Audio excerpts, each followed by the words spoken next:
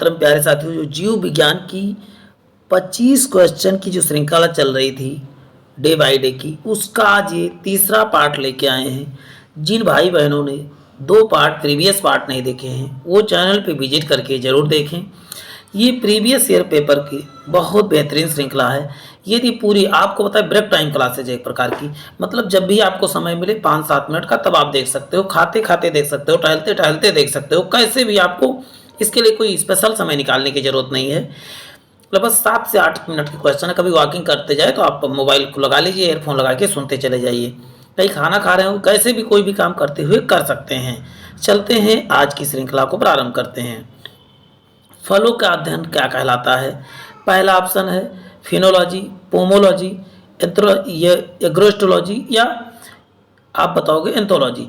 तो आपको फलों का अध्ययन जो है पोमोलॉजी कहलाता है, जबकि फसलों का अध्ययन एग्रोस्टोलॉजी, फूलों का अध्ययन जो है एंथोलॉजी कहलाता है। आपको बताना है फिनोलॉजी क्या है। चलते हैं। द्विनाम पद्धति के प्रतिपालक कौन है? द्विनाम पद्धति किसने दिया था? डार्विन ने, थियोफ्रेटस ने, लिनियस ने, या हिप्पोक्रेटस ने? तो द्विनाम पद्धति किसने दिया था? तो उसका उत्तर हो जाएगा कार्ल लिनियस ने द्विनाम पद्धति दिया था।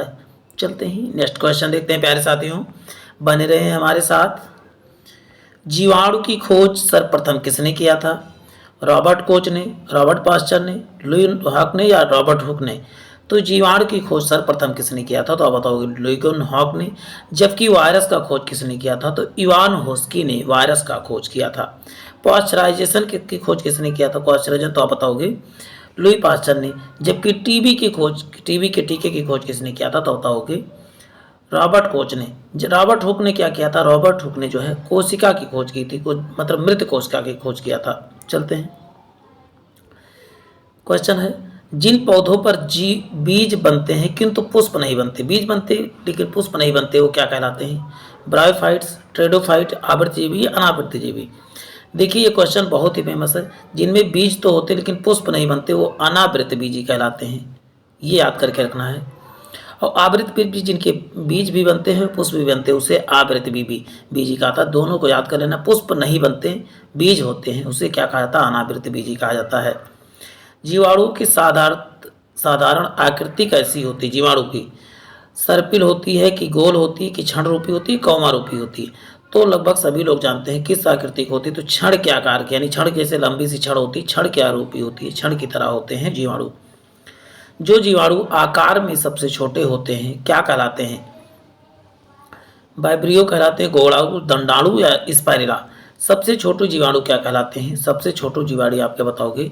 गोलाणु कहलाते हैं, यानी ऑप्शन क्या हो जाएगा? बी करेक्ट हो जाएगा। साथ साथ यदि आपको आंसर आता है तो कमेंट बॉक्स में जरूर करते रहें, नहीं तो गलत भी याद करेंगे तो आपको सही जब आपको के सामने आएगा तो वो चीज़ें परमानेंट याद हो जाएंगी।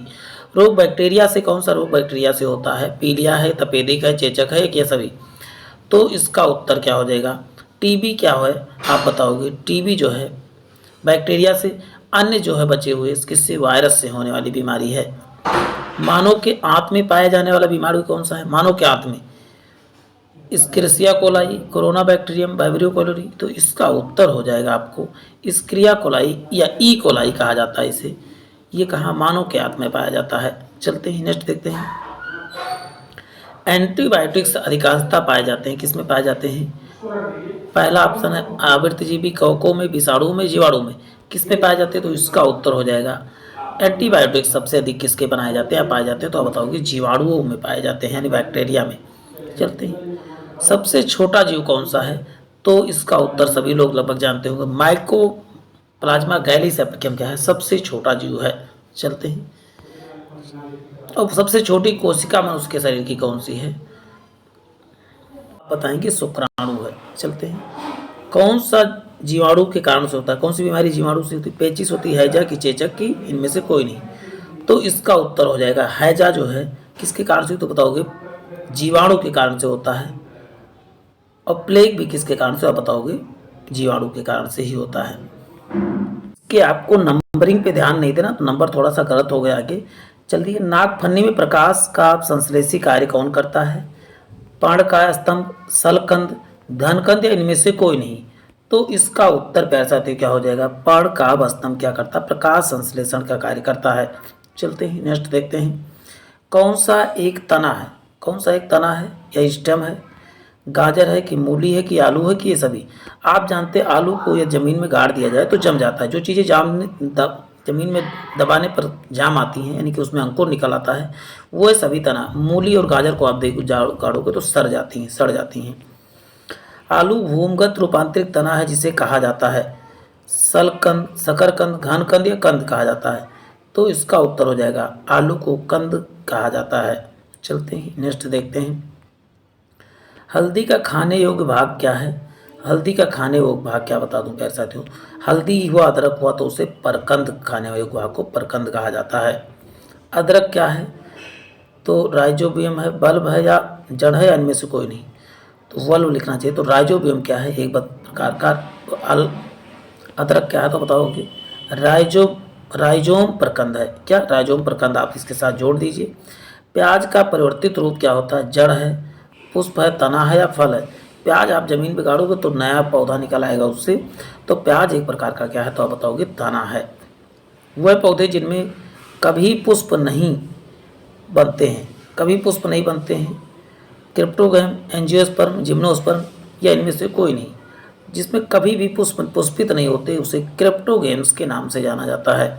चलते हैं, संसार का सबसे बड़ा पुष्प किसके द्वारा कौन सा है तो आप बताओगे लैंथस, रेफ्लेसिया, डोरेसेरा, इनमें से कोई नहीं। संसार का सबसे बड़ा पुष्प आपको बताओ रेफ्लेसिया, सबसे छोटा पुष्प जो है तो आप बताओगे बोल्फिया।